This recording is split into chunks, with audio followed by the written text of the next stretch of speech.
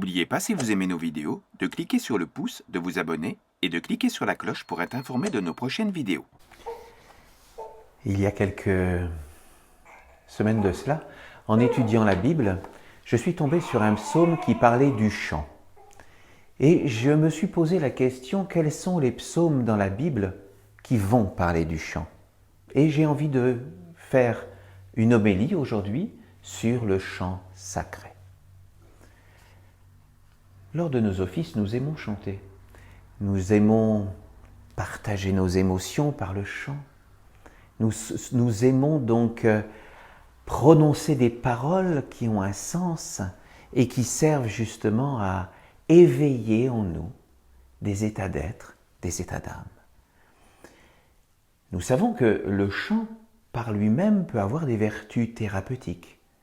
Nous savons que le chant peut nettoyer nos corps subtils, que le chant a une action dans les mondes invisibles, et notamment dans le chant que nous chantions tout à l'heure, le chant Rafalilou, je faisais ces gestes-là, cette arcana, pour nettoyer justement les corps subtils, le corps d'air du temple, et nous pouvons par le chant nettoyer les mondes invisibles, notamment d'un temple, d'un lieu, ou nettoyer nos propres corps subtils.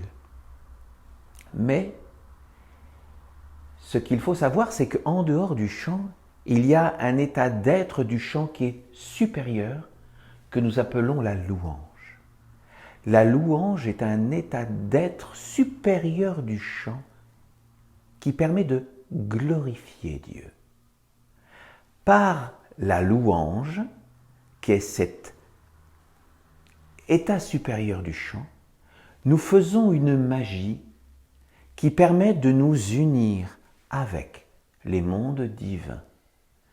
Par la louange, nous faisons une offrande de tout ce qui est le plus beau, le plus pur à l'intérieur de nous. Et par la louange que nous pratiquons, nous pouvons appeler parmi nous des mondes supérieurs, des mondes divins qui peuvent s'incarner parmi nous. Je vais vous prendre une analogie. Si vous prenez par exemple un morceau d'encens que vous mettez sur un charbon, ce morceau d'encens, c'est de la matière. Mais lorsque vous le mettez sur le charbon, il va se vaporiser et va rentrer dans les mondes invisibles. Et va, par son odeur, par les vibrations qu'il va émettre, il va purifier l'air d'un temple ou l'air d'une maison, et il va, par sa présence subtile, pouvoir appeler des mondes supérieurs et des mondes divins lorsque l'offrande de l'encens est faite en conscience. Lorsque nous chantons chez nous, dans notre salle de bain, dans notre voiture, dans ce que vous voulez, eh bien, donc là, nous participons, nous sommes dans la joie de chanter. Mais lorsque nous sommes dans un temple et que nous faisons la louange, là, c'est une offrande du chant, c'est une magie que nous faisons pour appeler les mondes divins parmi nous. À ce moment-là, nous offrons le meilleur de nous-mêmes. Nous devenons plus subtils pour, par l'offrande de notre chant, toucher les mondes divins et appeler les anges parmi nous. Et lorsque nous appelons l'ange de l'amour, et que nous sommes des centaines à le faire en même temps dans un temple, nous avons déjà pu observer des choses absolument merveilleuses se produire, que nous avons déjà appelé et attiré à nous l'ange de l'amour par ce chant, qui était vraiment quelque chose de particulier, de magique et d'unique. Mais c'est vrai qu'il vaut mieux être nombreux pour faire cela dans la dévotion, dans le plus pur de notre cœur. Et donc, j'ai recherché dans la Bible quels étaient les psaumes qui parlaient du chant, et j'ai pu déterminer 3 axes particuliers de notre 3 axes qui permettent, par le chant, donc d'une part, appeler les mondes divins, le chant que nous pratiquons dans nos offices, et le chant également source d'équilibre à l'intérieur de nous. Alors, d'abord voyons le chant comme moyen pour aller vers Dieu.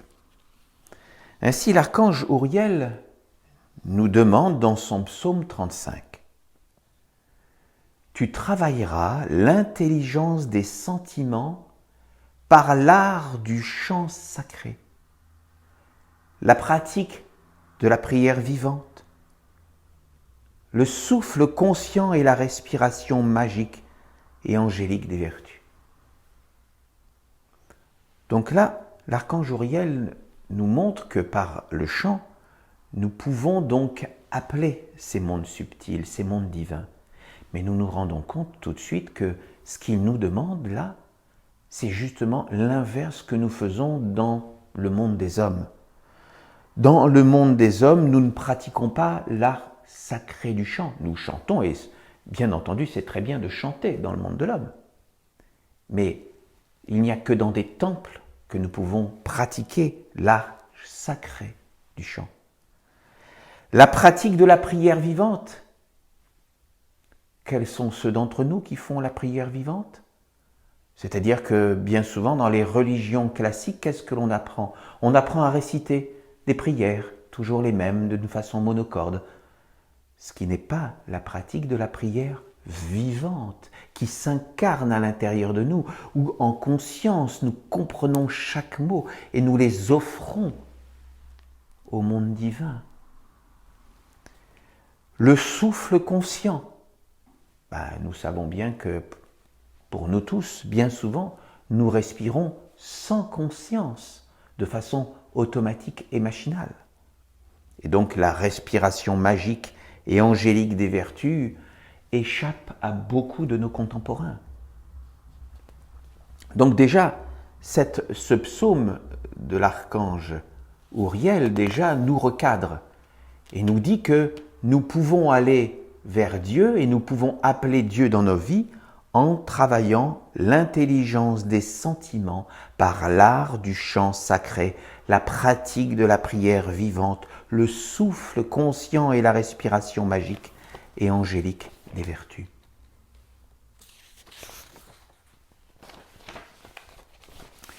L'archange Raphaël nous dit dans son psaume 26 « Un homme chante pour se faire plaisir, pour ressentir la vibration de son cœur, pour créer une atmosphère. Mais un enfant de la lumière, c'est-à-dire un essénien, utilise ce moment pour devenir un acteur conscient et éveillé de la vie sur la terre. Il crée consciemment un monde par son chant. Il doit agir ainsi dans toutes les circonstances et dans tous les actes de sa vie, dans toutes ses pensées, dans toutes ses entreprises, dans tout ce qu'il fait. Il doit être conscient de ce qu'il porte, de ce qu'il est, de ce qu'il met au monde. Donc voyez bien, l'archange Raphaël nous explique qu'il y a 2 façons de chanter. Il y a la façon de chanter dans le monde de l'homme, pour se faire plaisir, pour participer ensemble, à un moment agréable. Mais il y a cet art supérieur du chant que peut pratiquer celui qui, en conscience, va prononcer des paroles éveillées qu'il va offrir au monde divin. Et l'archange Raphaël, dans ce psaume, nous invite à éveiller notre conscience à chaque moment de notre vie pour être le plus souvent possible en lien avec le plus pur de nous-mêmes.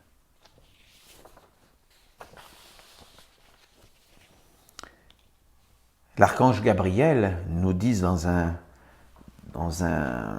psaume très court,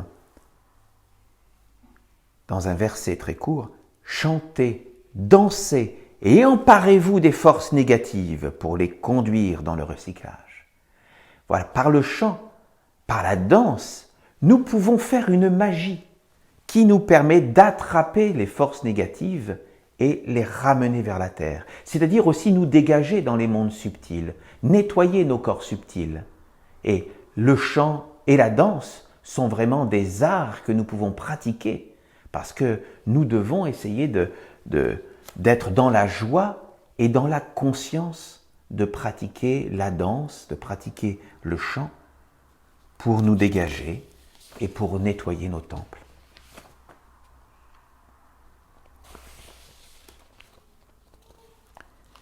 L'archange Uriel nous enseigne également dans son psaume 202.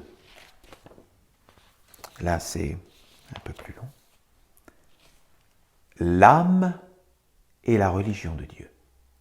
Ainsi, elle aime que tu prennes du temps pour étudier les textes sacrés, les bonnes lois, que tu ouvres ton cœur par la dévotion, la prière, le chant, et que tu participes activement et concrètement à faire apparaître le corps de Dieu, sa maison sur la terre. Réunissez-vous, chantez, dansez, exprimez-vous pour louer et montrer que Dieu est grand dans votre vie, que vous l'aimez, que vous l'honorez. Allez, peuple essénien, lève-toi et chante la beauté de Dieu. Fais rayonner cette beauté en toi et autour de toi. Invite toutes celles et tous ceux qui aiment la vie et unissez-vous pour être forts. Seul cela sera difficile. Isolés, vous serez faibles. Alors, unissez-vous. Faites grandir vos rangs. Propagez la nation de Dieu sur toute la terre. Ainsi, vous vous entraiderez et formerez le corps de Dieu qui ouvrira la nouvelle époque d'une vie belle, riche et pleine de sens. Si tu es dans la danse, si la vie est un rituel sacré, un chant, une école de sagesse, un lieu d'émerveillement, une possibilité de parler avec Dieu et de lui bâtir un corps pour le manifester et le faire connaître, alors tu es un Essénien. Et tout se transformera dans ta vie. Même le côté maussade deviendra joie et lumière. Ce qui est fade prendra un goût savoureux et tout sera ennobli et gagnera un nouveau sens. Rappelle-toi qu'il est fondamental d'entretenir un lien vivant et conscient avec ton âme à travers le service de Dieu, le culte, qui doivent être un émerveillement et un renouvellement permanent de la vie grande et belle de Dieu. Unissez-vous dans la maison de Dieu, rassemblez-vous, chantez, dansez, priez, soyez heureux d'être ensemble. Proclamez la victoire et la gloire de Dieu. Voyez, il nous le dit l'archange Uriel. Nous devons être unis, nous devons faire une force ensemble et être heureux de participer à ces moments, de chanter, de louer, d'être dans la joie, de danser, d'être dans la fraternité. Et nous devons vivre un émerveillement d'être ensemble pour appeler Dieu parmi nous, le glorifier parmi nous. Et donc, ça nous rapproche de ce que je voulais aborder avec vous pour le chant dans les offices. Ainsi, l'archange Raphaël nous donne des clés importantes à faire vivre dans nos offices. Il nous dit dans son psaume 194, « Apprenez à chanter les textes sacrés et les mélodies des mystères, afin de dégager les mondes, de vous libérer des influences néfastes qui vous enferment. » Alors on voit encore l'archange Raphaël nous rappeler que par le chant, nous pouvons nous libérer, nous pouvons purifier, nous dégager. Il nous dit, apprenez à prier pour appeler les bonnes forces le bon ciel, pour renouer avec l'âme et vivre dans une atmosphère emplie d'intelligence, de sagesse, d'harmonie, de vertu angélique. Effectivement, par le chant, par la prière, nous pouvons appeler, nous devons appeler les vertus angéliques, les vertus les plus pures, les plus éternelles, celles qui vivent avec Dieu, que ce soit bien sûr l'amour, la paix, la sagesse, la joie. Nous devons appeler toutes les vertus dans nos vies. Il nous dit, faites cela dans la maison de Dieu. Réunissez-vous en sainte assemblée pour étudier les textes sacrés, pour chanter, pour célébrer, pour prier, afin d'accumuler une force d'âme, un souffle de guérison et de libération dans vos églises. Partagez cela comme le corps et l'Esprit de Dieu, comme le pain et le jus de raisin de la vie, afin d'être avec votre âme et de connaître une vie belle, juste et vraie. Voyez, par le chant, par nos offices, parce que nous vivons ensemble, nous pouvons nous rapprocher de notre âme et nous relier avec le plus pur de nous-mêmes. C'est ce que nous devons faire dans nos réunions, dans nos offices. Il nous dit, laisse apparaître la divinité en la nourrissant des textes sacrés, des chants, des célébrations, de la Sainte Assemblée qui ouvriront tes yeux, tes sens, ton cœur, ta vie, ton corps, ton activité dans ce qui n'est pas encore né. Si tu éteins tout cela en toi, la semence de Dieu ne sera pas nourrie, elle demeurera une graine qui finira par devenir un caillou, n'ayant plus les moyens de fleurir et de grandir dans la lumière. Donc, nous ne devons pas être des somnolents. Nous devons être des gens actifs qui nourrissent la vie par le partage, par la rencontre, par la réunion, en récitant des belles paroles, les paroles des archanges, les paroles de la Bible essénienne. Et nous devons ainsi chanter, louer, dans la joie, dans l'émerveillement d'être ensemble, de nous rapprocher du plus pur de nous-mêmes. Nous devons le vivre, l'éveiller, le faire grandir en nous à chaque instant de notre vie. Sinon, comme il nous dit, ce germe sacré que nous avons à l'intérieur de nous, si nous ne vivons pas avec lui, eh bien, il va comme s'endormir, se dessécher, devenir comme un caillou. Donc, c'est à nous d'être actifs et de le faire grandir. Eh bien justement, l'archange Michael nous dit, lui, à son tour, dans son psaume 189, « Devenez actifs, invitez et rassemblez du monde autour de vous, priez, méditez, chantez et dansez ensemble. » Non, c'était le psaume 99, je me suis trompé.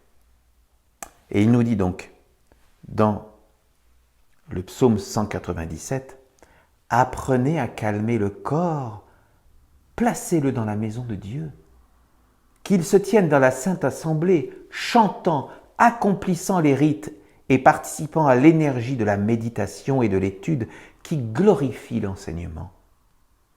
Qu'il reçoive la protection et l'âme de lumière de la ronde des archanges, afin que l'écriture divine agisse sur lui jusqu'à organiser son quotidien. » Voilà, par les moments bénis que nous partageons ensemble, par la ronde des archanges à laquelle nous pouvons participer, nous donnons un rythme à notre vie. Nous ouvrons nos sens, notre âme à chaque saison, lors des fêtes de la ronde des archanges, lorsque nous célébrons les équinoxes et les solstices, merci, il me manquait le mot. Et donc, À ces moments-là, nous pouvons goûter l'énergie particulière de l'archange. Là, en ce moment, nous sommes au printemps, donc c'est l'énergie du printemps, l'énergie de l'archange Raphaël, l'énergie donc de l'air. Et donc, nous pouvons à chaque saison nous harmoniser avec ces périodes de l'année et donc vivre notre année, lui donner un rythme particulier et donc participer encore mieux à ce qui est de plus grand et de plus pur à l'intérieur de nous.